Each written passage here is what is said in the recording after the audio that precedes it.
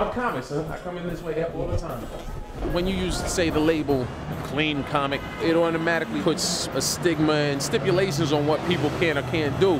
Beyonce Knowles is fine.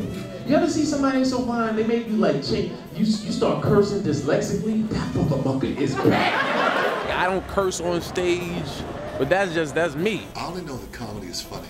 Clean, dirty, if it's funny, it's funny. It's a good crowd, ain't nobody's cell phone going off, praise the Lord. Remember the first cell phones that came out? Remember how big the phone was? You be like, hello?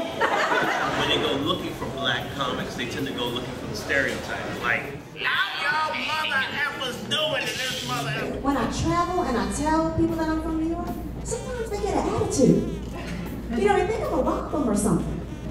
So I do. I could sit on stage and talk about religion all night. Ain't nobody gonna go nowhere.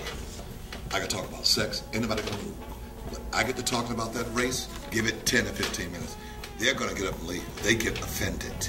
That's why I love what I do. This is not ladylike, but I finally got me some before I got here tonight. I went back for round 2, and can you believe the batteries fell out? A black comic was not permitted to work a white nightclub. You could sing, you could dance, but in America, you weren't permitted to stand flat-footed and talk. My mommy's black, my dad's Indian. So, you know, my house has always smelled like curry chitlins. Guys like Richard Pryor, guys like Jackie Mason, their humor was based on the very ethnic stereotypes that had been aimed at them for their entire lives. What's it like to be Asian? Like, what's it like to be dense? Richard Pryor is the funniest black comedian ever to walk on this planet. If we were vampires, Richard would have been Dracula. We've always been funny.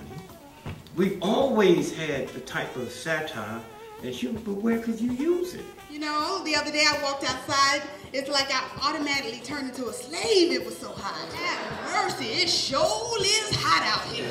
The whole ethnic thing, it isn't, you're smarter than that, so you don't have to do that. People are shocked by things I say. I'm shocked by what comes out of my mouth. Because sometimes I don't know what's coming out. But it comes out funny. I starred in an all-white production of the play A Raisin in the Sun.